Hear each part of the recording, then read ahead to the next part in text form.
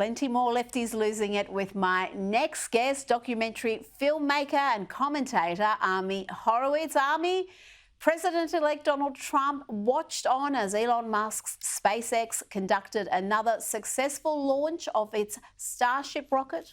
3, 2, 1.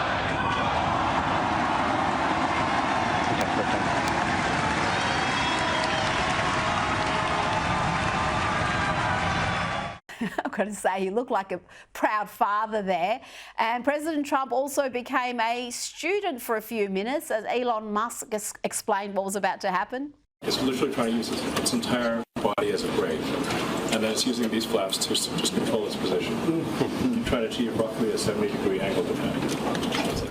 Ami, I've got to say, it looks like America is back.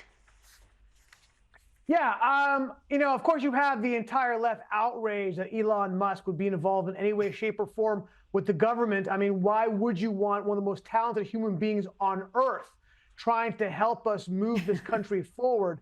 Look, Elon Musk didn't build 3 businesses.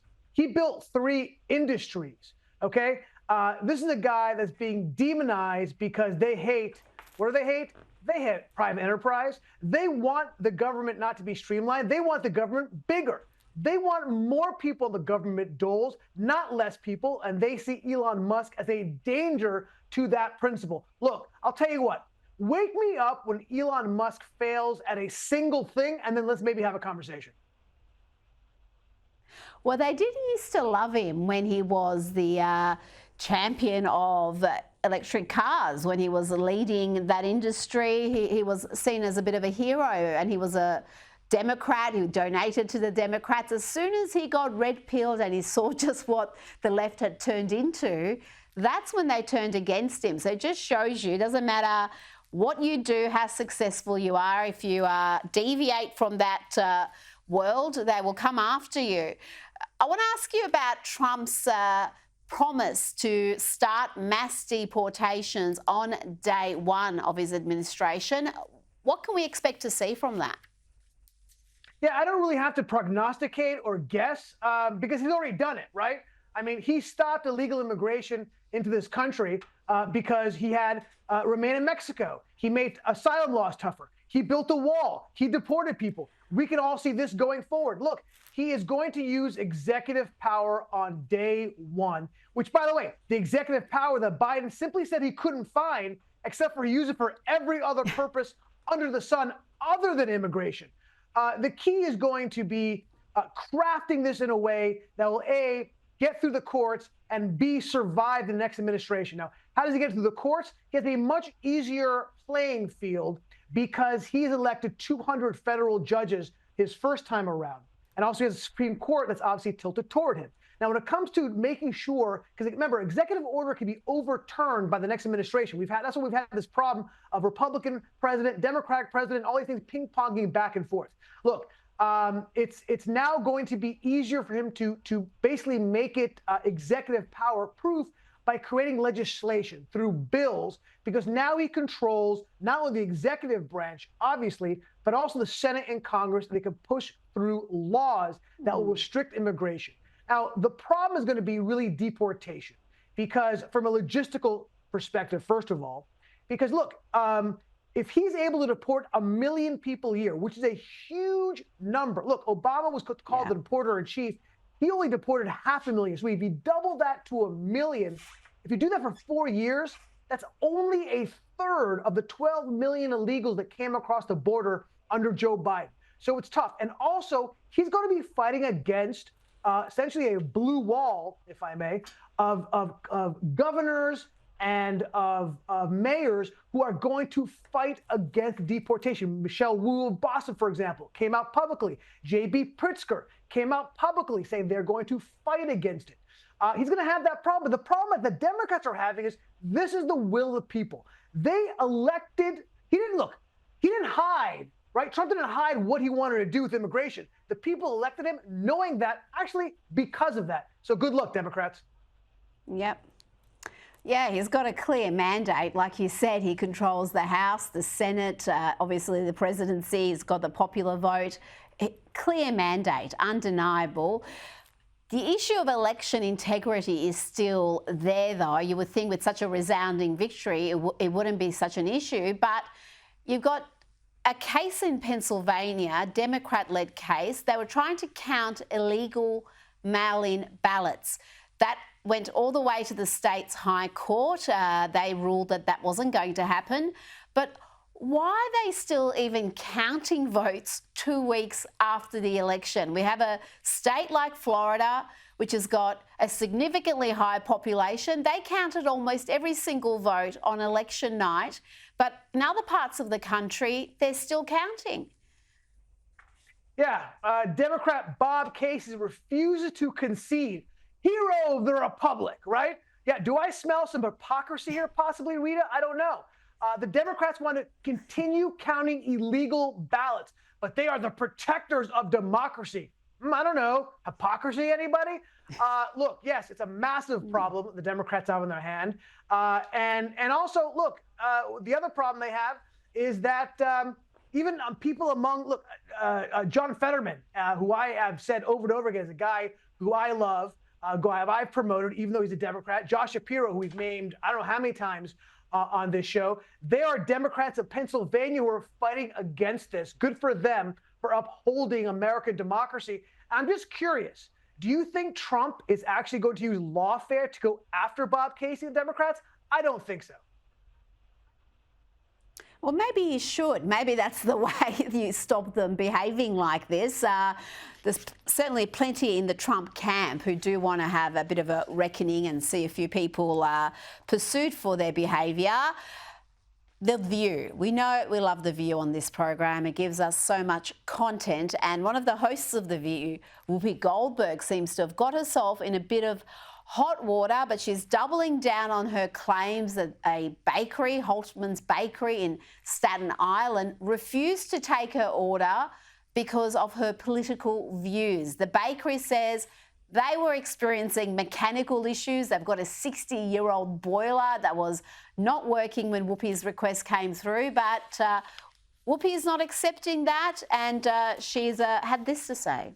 It does seem a little odd that when we called a few weeks before my birthday and we were told they couldn't process the order for my birthday because of an equipment failure.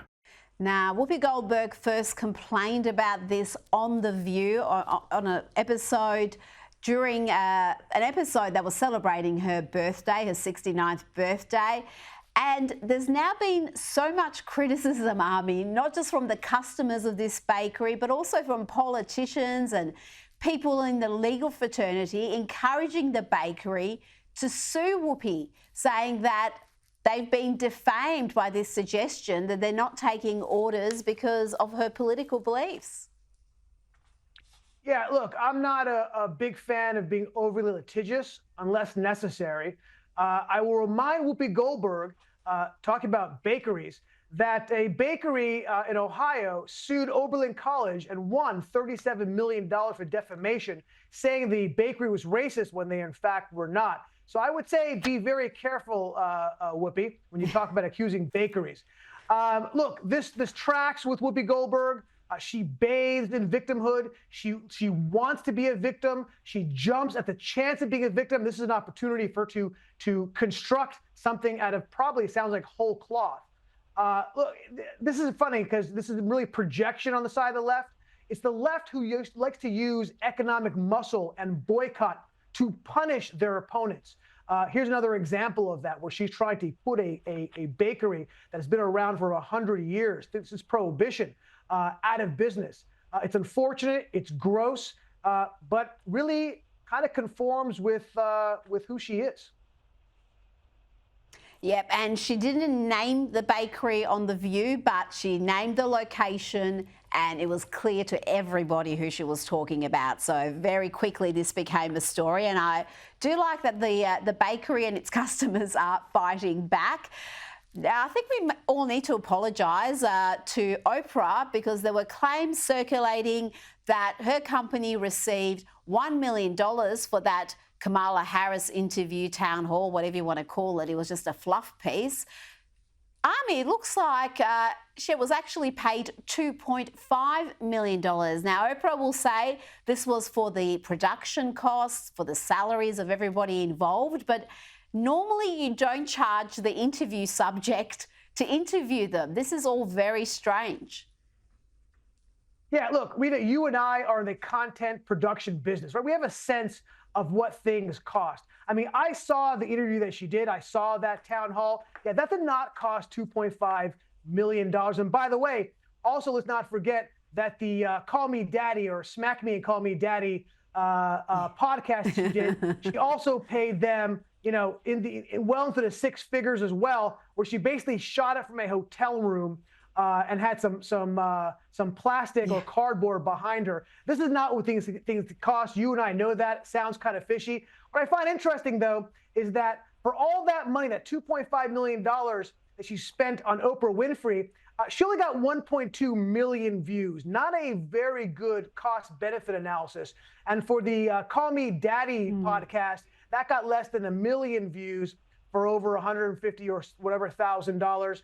Look, Rita, just by comparison, the last interview you and I did got over 2 million views, and I'm pretty sure I didn't get paid anywhere near that. Maybe I should be asking for more money. Yeah, maybe we should stop talking about these figures. And tonight's, if it's not up to 2 million within 48 hours, well, I'll be looking for a new guest, Ami. That's how we roll here. I want to talk to you about Katie Hochul, the New York governor, your governor. You are a New Yorker. She wants New Yorkers to be grateful to her for saving them money. And it's a very bizarre way to introduce the concept of a congestion tax. Have a listen. From day one, I have made affordability for New York families a top priority. I always have, and I always will, fight to put more money in the pockets of everyday New Yorkers. A very odd way indeed, Ami, to announce a $9 congestion tax. It's pretty steep. And to pretend that she's saving people money, wow, the chutzpah on her. Yeah, great word, chutzpah, love it. Listen, it's interesting. I live in New York, right? So this directly affects me. And the truth is that we do have a problem with our infrastructure. And by the way, and that's the way it needed to be framed, right? She's not saving anybody. It's costing people money. And by the way, you know who it's costing? It's not a progressive tax at all. It's going to cost the people who have to commute in here, particularly the poor and working class who have to live outside the city because they can't afford the rents in Manhattan, more money than the rich who live here. That's the bigger problem, frankly, is that she's going after her own constituency. But she should have framed it a different way, saying, look, we have a crumbling infrastructure. We have a problem with our bus system, the trains, the subways, and then we need to fix it. And this is the only way we can fix it. She framed it that way. Maybe people will get aboard, but doing it the way she is just so disingenuous and wrong. It's ridiculous. Before you go, we've got a case of like father, like son. When I saw this vision of Hunter Biden at Disneyland, I thought he was Joe for a second. The family resemblance there is a little bit disturbing. He's got that Joe Biden days happening. And Ami, anyone who's seen the contents of his laptop, the images and videos we can't show you on this family-friendly show, might be questioning what he's doing at Disney. Yeah, well, that's the cost of spending a lot of time with hookers and a lot of blow. I mean, that's the kind of days it puts you in. So, yeah, maybe we spent a little more of a clean life, clean living. You might have looked better. But, hey, I'm never going to fault the guy for going to Disneyland. It's the happiest place on earth. Good for him. I got no problem with that. Well, yes. I don't know if he was enjoying himself, though, judging by the vision we've just shown. Ami Horowitz, always a pleasure. Thanks for your time tonight. Pleasure is mine.